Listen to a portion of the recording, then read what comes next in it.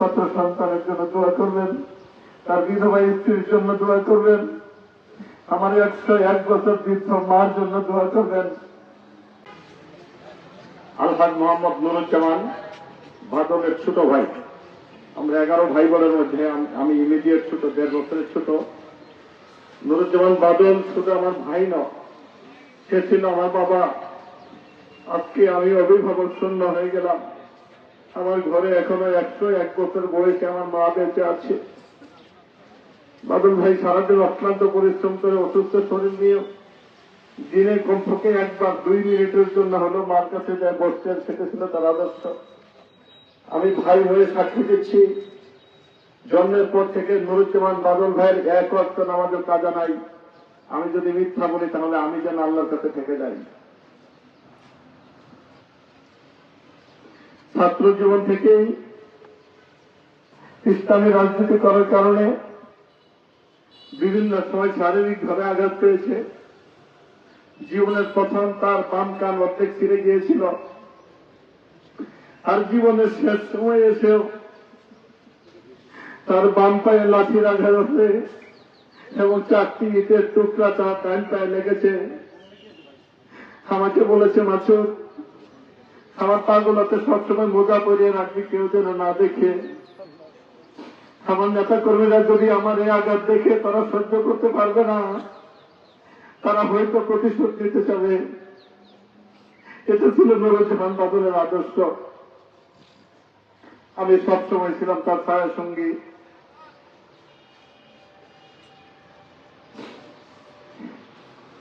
আজকে বলতে দ্বিধা নেই, 1 সপ্তাহে 3 বার ডায়ালাইসিস করতে হয়েছে ময়মনসিংহ থেকে। এই বিষয়টা সবাই গোপনই জানে। আমরা 2 ভাই প্রতি একদিন পর পর রাত 2:30টার সময় চলে যেতাম, দিনের 11টার সময় বাসায় ফিরতাম। কেউ জানতো না, 2-1 জন তারা। সারা ইসলামে আন্দোলন করার কারণে আমি সবচেয়ে বেশি খুশি হয়েছি জামাতের সম্মানিত আমি যখন 1 তারিখে মঞ্চে বলেছে 3 জন প্রার্থীকে পরিচয় করে দিয়েছে, 2 জন প্রার্থীর নাম ধরে রেখেছে। আমার ভাইকে যখন বলেছে বাদল ভাই কি এখন আসতে পারেনি, নুরুজ্জামান বাদল শুধু বাদল ভাই, বাদল নয়, আপনাদের সবার কাছে সে বাদল ভাই।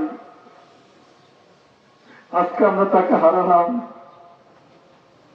যদি আমরা বলছি যে তাকে হারিয়ে আমাদের অপরাধ ক্ষতি, আমি মনে করি কোনো ক্ষতি নেই। কারণ সে আমার অভিভাবক ছিল সত্যি, সে চলে গেছে সত্যি, কিন্তু আল্লাহ রাব্বুল আলামিন তো আমাদের অভিভাবক। আল্লাহর এই সিদ্ধান্তকে আমার পরিবারের পক্ষ থেকে আমরা হাসি মুখে মেনে নিয়েছি। আমার নিজের কুলেই মৃত্যুর কুলে ঢলে পড়েছে। অ্যাম্বুলেন্সে যাওয়ার সময় একবার বসে একবার উঠে আমি আল্লাহর কাছে অনেক ভিক্ষা পেয়েছি। আল্লাহ আমার কথা শুনেনি, নিশ্চয়ই এর পেছনে কল্যাণ রয়েছে।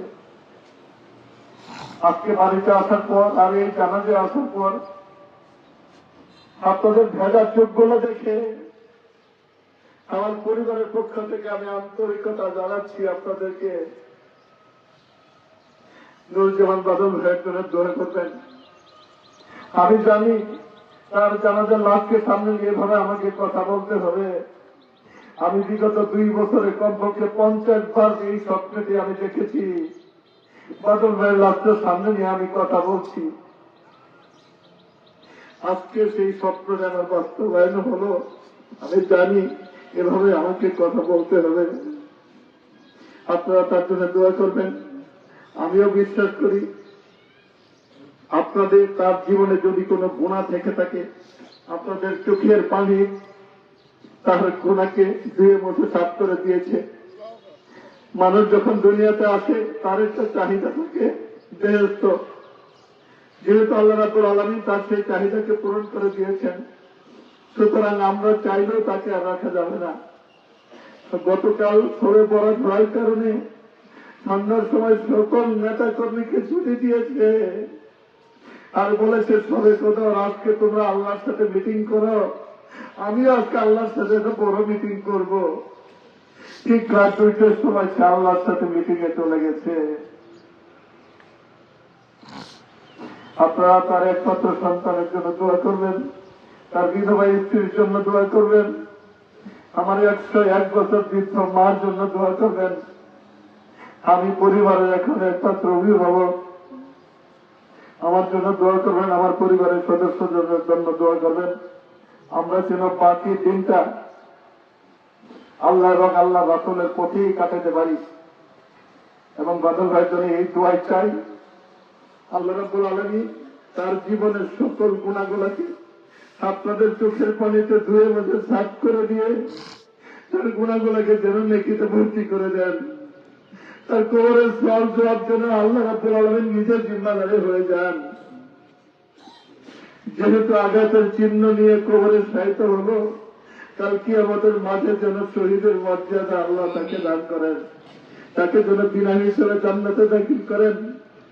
আপনারা যেভাবে কষ্ট করে এখানে এসেছেন, পরিবারের পক্ষ থেকে আমি আপনাদের জন্য দোয়া করি, আল্লাহ রাব্বুল আলামিন কাল কিয়ামতের দিন আমাদের সকলের গুনাহগুলোকে মাফ করে দিয়ে বেহেশতের এক কোনায় এভাবেই একসাথে যেন বাদল ভাইয়ের সাথে আমাদেরকে ঠাই করে দেন। এ বলে আমি কথা শেষ করতে। আসসালামু আলাইকুম ওয়া রাহমাতুল্লাহ।